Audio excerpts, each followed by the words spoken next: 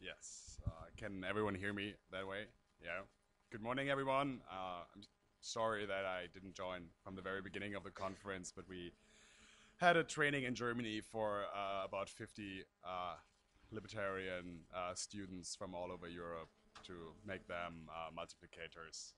In their countries, I think we had 29 different countries represented to grow the pro-liberty student movement. That's why I was late yesterday. So I have some time to talk about free market healthcare findings or reforms in Eastern Europe.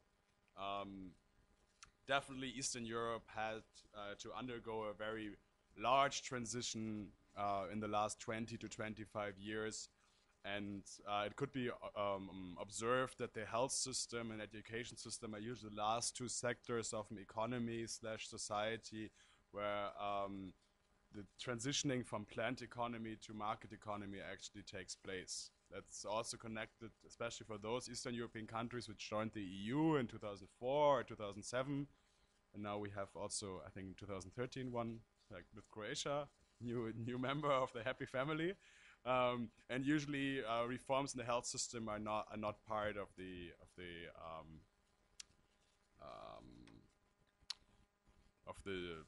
coherence criteria. So these criteria you have to, I don't know, it's often like reforms in the financial sector and privatization of some economies or industry sectors, but the health system is usually not part of these necessary reforms before you can access the club of happy EU countries. So that's why that's one of the reasons why the health system was, or health systems in most of the Eastern European economies, post-communist countries, was not really, didn't really undergo such a transitioning as most other parts of the economy. And to be honest, most Eastern European countries still have a very centrally planned health system. But if you even look at Western Europe, most countries, let's say except the Netherlands and Switzerland, have heavily centrally planned health systems. Some more, some less. In Germany, at least, you have private provision of healthcare, but it's publicly paid. In the UK, you just have the nightmare of every libertarian.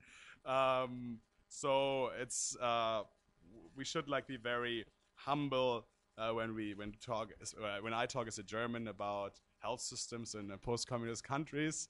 Healthcare in most countries around the world is pretty much still in the centrally planned sector, or even in some parts on the march to be more centrally planned. If you look at the US, where they have kind of a social democratization of their health system going on.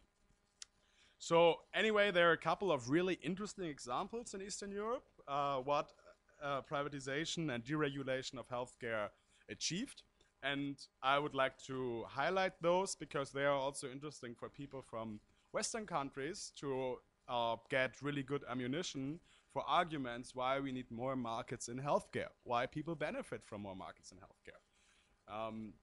And there are only very few positive examples around the world because not so many countries have actually tried to liberalize healthcare. So Switzerland is usually one of the okay examples one can come up with, but it's also not the perfect libertarian healthcare utopia. Singapore works partially, but like a lot of the healthcare provision, Singapore is actually owned by the state. I think half of the hospitals are state-owned, so it's also not, I mean, that's not our vision for the world, right? Just have like half of the provision of healthcare being like owned or directly owned by the government. So it's always good to find more case studies in the world we can use for our arguments. And cherry picking is often necessary because you have often like one part of a reform which led to like very good results, but the rest of the reform was pretty bad. So let's say, oh, they're really good in funding healthcare privately, but they're really bad in providing actually good private care to people because it's like something that's regulated. Or the drug prices are heavily regulated, or drug companies are pretty good lobbyists. Let's say in the US, where prescription drugs cost ridiculous high amounts. If you want to get some antibiotics, you pay something like 10 times more than a European country, but it's like the same product. And that's also not what you can call a free market price or a price which is created on the market. It's done by regulators and successful lobbyists. They're pretty good entrepreneurs in these fields. So that's why I think we have to cherry pick different parts of the health sectors in countries which work much closer to what we envision for our lives and for the world we would like to live in. So I would like to start with Romania. Romania is like a terrible example, and I would like to start with it. I think we also have Romanians in here, so if I forget to mention something, please feel free in the Q&A to edit. Romania has a state-owned health system. You have state health insurance. Everyone is somehow part of it. I think it's currently taxpayer funded. I think they changed the funding a couple of times, either through payroll contributions or taxes. But at the end, it's more or less the same. Hospitals are mainly state-owned. Healthcare is for free. The only problem is to access healthcare is pretty hard because there's not so much healthcare, but it's for free. Probably the British people here are also aware of this problem. When healthcare is for free, usually it's pretty hard to get it. It's like when you have an open bar event, but there's only a 2-liter keg of beer. This open bar, it's hard to access the beer, but it's for free. Maybe we all just take little beer shots because then everyone gets a little of free beer. So that's a bit the problem when you have this healthcare is for free. There's no price mechanism which actually allocates the resources in a good way and also helps to have a good match with supply and demand. It's pretty simple economics, no rocket science. But the problem is if it's for free, usually healthcare is heavily rationed because it's totally underfunded. They probably have just a quarter of the money in the system they would actually need to sufficiently provide the population with services. Doctors earn something like 100 or 200 euros officially per month. You cannot really live from that money, also not in Eastern Europe. So basically what happens is that you have informal payments.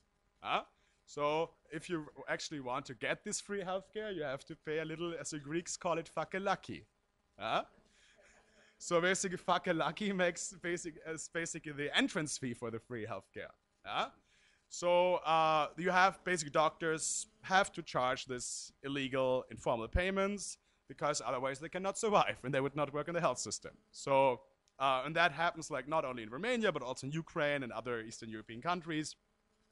So basically you have to buy yourself in. You have to bribe a doctor that he treats you in many cases. I mean, I don't say that all doctors are corrupt, but it's just like many people in the system are corrupt, and usually you have to pay out of your pocket for these services. The problem is of this informal payments, which are de facto co-payments. Problem is you cannot insure yourself against for informal payments. You cannot go to your insurance and say, oh, I bribed my doctor, can you please reimburse me? You know, I have like my deductible of 200 euro bribes and the rest is like paid by the insurance. This doesn't really work. That's already the problem if you have black markets, and it's basically de facto a black healthcare market. You cannot insure yourself. You have an intransparent price system. If the doctor sees he's the only guy who can help you, or you don't know where to find another good doctor, he can charge whatever he wants to charge you. You don't have the bargaining power of insurance companies. Like if you would have an insurance company which would take care of co-payments, they would have a preferred provider network or something like this, and they say, we send all our assured to this clinic and we get a 40% discount. That's not possible if you have patients paying bribes because you don't have the bargaining power on the demand side. So it makes it more expensive for patients, good for doctors because they don't have to face any procurement efforts, healthcare procurement, like no synergies in procurement from the patient side, from the demand side. So, and I think if we talk about humanistic elements, the worst problem of informal payments is that, let's say you have a car accident, you're out of conscious, they have to get you in the emergency room, and you would know if you would actually be able to bribe them. They would like use some better tools, or the head physician would come and actually treat you. But since you're out of conscious and you don't have the bribe insurance card they can like swipe, you don't get the super treatment, or at least you might not get it. So especially in emergency cases, these informal payments are not the best solution. So some countries have tried to legalize these informal payments. The Czech Republic, for instance, they legalized in hospitals that hospitals are allowed to charge, also state-owned hospitals, so they're allowed to charge patients extra money. That's up to them how much they want to charge. I think there are some limits, but they acknowledged, okay, we have this problem, we also have a funding problem, we actually don't have the money to provide sufficient health care, we have to ration a lot, so let's just acknowledge that there are these problems and let's legalize informal payments, and then people can buy insurance for it, just like white markets are much more efficient than black markets, especially for the patients. So if you're in an argument with someone and he says, oh, you libertarians, you don't care about people. No, if you want to have this free universal healthcare for everyone, you don't care about people, because people suffer a lot because these universal health systems do not work, as you can see. And then people are in the situation that they have to deal with corrupt doctors which ask for bribes, and you as a patient, you're basically always the weaker side in this relationship. So I think that's a really good argument why, for instance, informal payments should be legalized, because they are there anyway. So what's really interesting, I did like a little analysis of Romania. A lot of private hospitals popped up in Romania because the state health system is so bad that everyone who can somehow afford it wants to go to a private hospital. So especially in the field of maternity clinics, a lot of happened because people are like, okay, I want to give birth to my child in a nice environment. That's something we are eager to like pay money for. So I compared some data from Romania about the average. There were like polls about the average bribe you pay in a state hospital when you give birth to a child. Okay? And I compared it with these 5-star luxury maternity clinics, what you pay there in a like luxury room with a plasma screen and 2 nurses which take care of, or midwives which take care of you all the time. And actually, it's cheaper to go to these really nice fancy clinics like Regina Mare and how they're called, than actually going to a state-owned hospital paying the bribes. So I mean, that's the absurdity, because this informal system is so inefficient that you actually can go to like a private hospital and pay, get much better services for it. So that shows the absurdity of this state-owned system. So the free system is actually more expensive than the private nice system.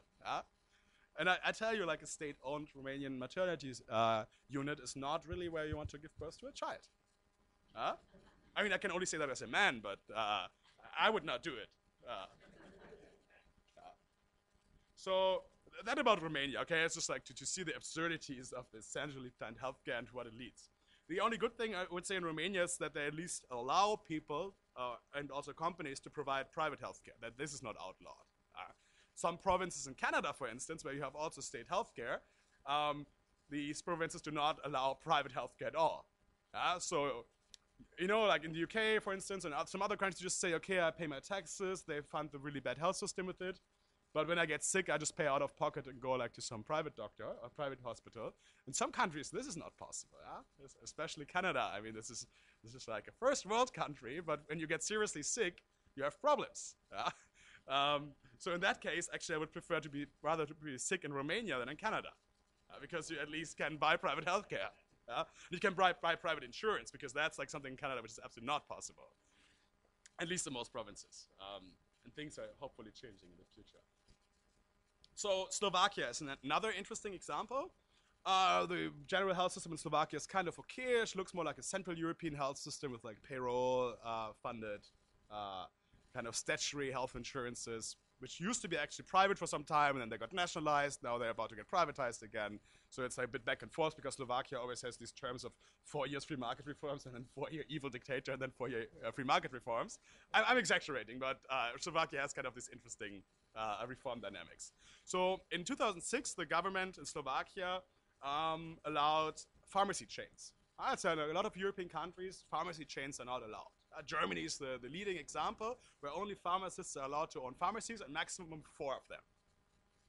Because otherwise you go too big, and all like underperforming pharmacists would actually go out of business. And the Guild of Pharmacists is pretty good in making sure that no one goes out of business.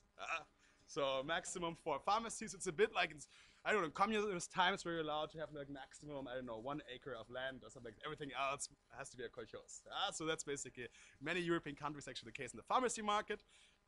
So 2006, Slovak government liberalizes the pharmacy market.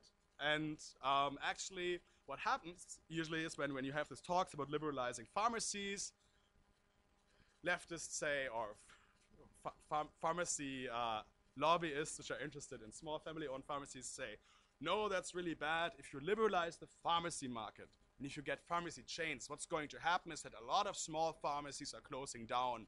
In villages, you won't have pharmacies anymore. It's only like in big cities where you have pharmacies. Yeah, and it's only the big pharmacies. Yeah. So people have to walk much longer to get to their pharmacy. Okay, let's see what happened in Slovakia. Okay, they liberalized the pharmacy market. 24 months later, the number of pharmacies in the countries was like 40% higher than during regulated times. Yeah? So they didn't close pharmacies, they actually opened a lot of pharmacies. Cost of doing business was much lower, it was much easier to run pharmacies. You had a lot of economies of scale while having pharmacy chains, so they could actually afford to open pharmacies where it was not profitable before. And the same happened in Sweden, where they had like a government monopoly on pharmacies, and the moment they opened the market, pharmacies were popping up everywhere. Look in the US, I mean, you have CVS and Walgreens everywhere. I mean, you would wish actually that there are less of them. That about like, I think it's a good and really strong argument because we have like empirical data on it showing pharmacies actually, if you deregulate the pharmacy market, what usually happens is actually that more pharmacies are popping up. It might be that some go out of business because they were lousy pharmacists and they're not protected anymore, but that's creative destruction. That's in the interest of the consumer and the patient, because that also saves inefficiencies. So, my favorite example, I think it's the best example in the world, is the Republic of Georgia. Southern Caucasus, since 2003, 2004, Georgia underwent a lot of free market reforms. I mean, they went pretty far, like with the back then economic minister Khaka Bengduidze. He cut the taxes everywhere. He privatized almost everything. They were at least considering to privatize the parliamentary building and make a shopping mall out of it, because they moved the capital somewhere in the middle of nowhere to get like away from the politicians. They sold all the nice buildings where ministries were in and put them in some functional cheap buildings. And they also started reforming the health system, especially starting from 2007, 2008. So Georgia had this typical Soviet health system where everything is run by the government, funded through the general budget, and hospitals are owned by the government, not by doctors. So Georgia started to privatize all hospitals. I think within 2 years they sold all hospitals in the country, and they also privatized the insurance. So what they did actually is they abolished the state insurance, and they introduced a program for the poorest of the country, the 10 lari program, which is like $5. So basically, poor people got vouchers to purchase their private insurance from private insurance companies. So a basic benefit package. Not too much. It's like basically per insured, it's $5 per month, which is not too much in health insurance. But the Georgian government said, okay, we issue these vouchers and you can go to an insurance company and get your insurance. At the same time, Georgia needed a lot of investment for the health system, and the hospitals were really old, run down. Georgia's a very poor country. I think currently they might have $4,500 GDP per capita purchase power parity. Okay, I mean, it's like really poor. Maybe it's $5,000 now, but it's a poor country. So they don't have much money to actually renew the health system. So what the Georgian government said, okay, the insurance companies, since we actually give you this market now, we have like one condition you have to build hospitals. And you can either sell these hospitals after you build them, or you run them yourself. So you're insurance and hospital owner, so you're more like a health maintenance organization, like for instance Kaiser in the US, something similar, but like for profit. And there were like 5 insurance companies which said, oh, that's actually interesting. Georgia's a country with 4.5 million people, so 5 insurance companies is actually like kind of a lot. So these insurance companies started building hospitals all around the country. I think 80 hospitals, or almost 100 hospitals, but these are usually like small polyclinics with 25 beds, were built all around the country. And different companies so basically healthcare was totally deregulated, the whole health system. There were no prices dictated by the government. They said, okay, you have to find your prices yourself. People buy insurance and you have to figure out what you negotiate with the hospitals in terms of how much patients have to pay, how much the insurance has to pay. That should happen on the market. we don't know how the whole health system should look like. It's an experiment. So they did not regulate this, and the government did also not regulate how the payer and provider side has to be structured. You know, most countries, they say the hospital system has to look like this, and the insurance system has to look like this, and we regulate the insurances heavily. In Georgia, they said, no, we don't want to regulate this. We're not even sure if there's one insurance side and one provider side. Maybe it's the same thing. So different companies started out different models. Some were like classical, just indemnity insurance. We only pay, you send us the claim and we pay for it, and you go to a hospital and we don't even interact with the hospital. They have like their own price. Others were no, we like provide everything. We want to have the entire healthcare value chain in our company. So there's, for instance, one company. It's a health insurance. It's a hospital chain. It's a pharmacy chain, and they are also a pharmaceutical. They produce pharmaceuticals. So it's the entire value chain in one thing. I'm not sure if it's the best idea, but it's an interesting experiment. It hasn't been seen anywhere else before. I mean, in state-owned ways, but then you usually do not leverage the synergies of having the entire value chain in one. So in one organization. So like various business models emerged within a couple of months. And people were trying out like what's the best way. And insurances also went bankrupt. The two insurances went bankrupt. But basically what happened is the moment insurance declares bankruptcy, all the other existing insurances are fighting immediately to get all the patients being insured in that company because it's about market share. So it's not that they're like, oh, my insurance went bankrupt and now I don't have coverage. It's like all the other players are like, we have to get their patients or assured. We need to have them immediately because that's market share. If we can get 10% more market share overnight, a 10% point of the market, then we have to do this. And twice it happened, basically, they were almost killing each other to take over these bankrupt insurances because they were like, oh, this is like, we need to get these patients. This is like the number 2 insurance of the country went bankrupt. Like everyone would say, oh, that's a disaster. No, it was not. Like overnight was taken care of by the market. So this nightmare that, oh, if you only have a private health system, insurance go bankrupt, then what happens with the patient? Yeah, other insurances will take care of them. And Georgia is like not the most sophisticated country in the world where everyone has MBAs and knows how to run these businesses. It was an experiment for most people. They were like doctors just trying it out. Some people which had nothing to do with healthcare before but were in banking. And they even found like solutions which are a gazillion times more sophisticated than in our regulated Western health systems. So really interesting in this voucher system, I think, is like a very good compromise. You could, of course, say we want to have totally unregulated healthcare and philanthropy should do it. But there's also realpolitik. So I think it would be very infeasible or not feasible to offer like a system where just philanthropy takes care of those which cannot afford insurance.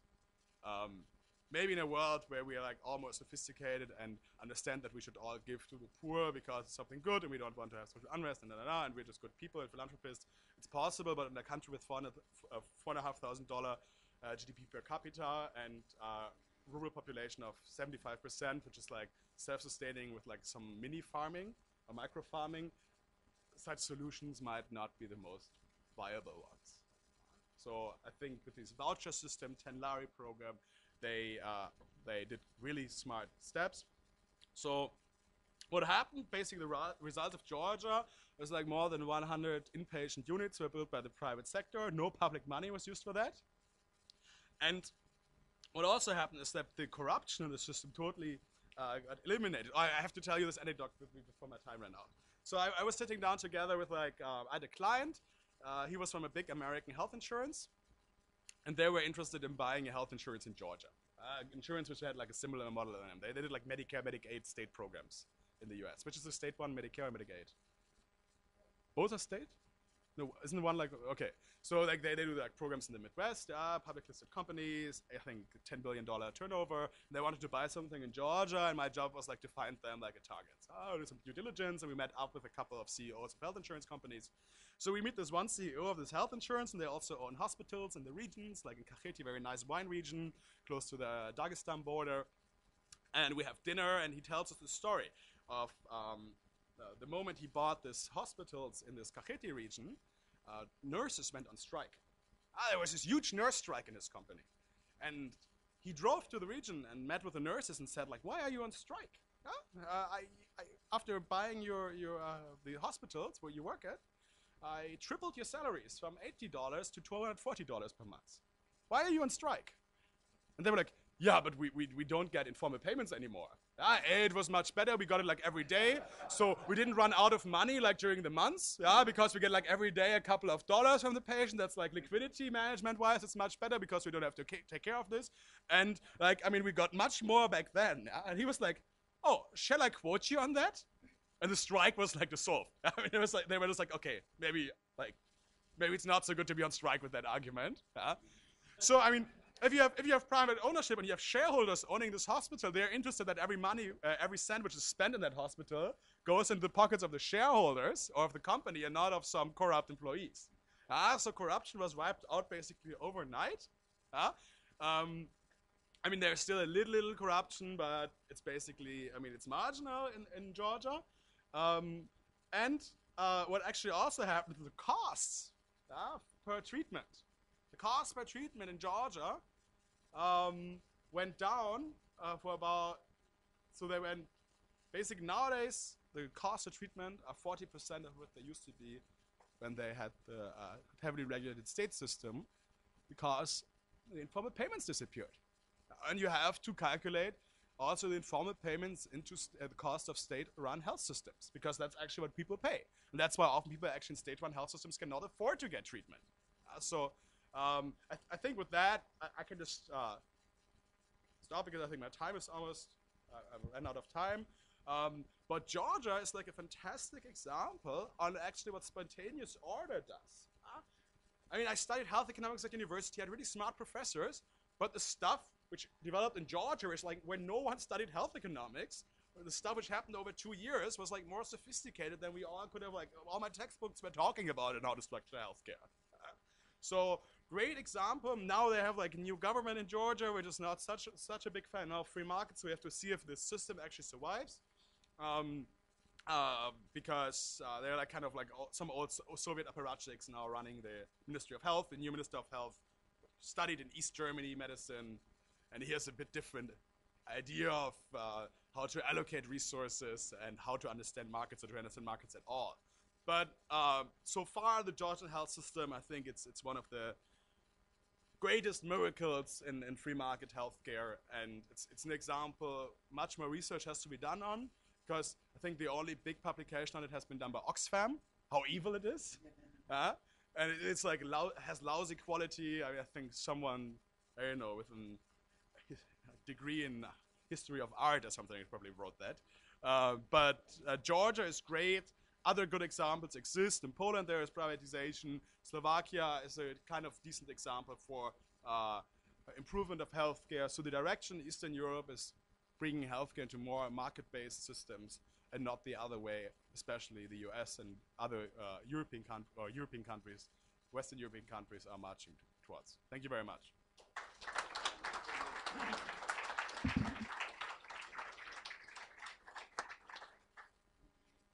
Thank you very much.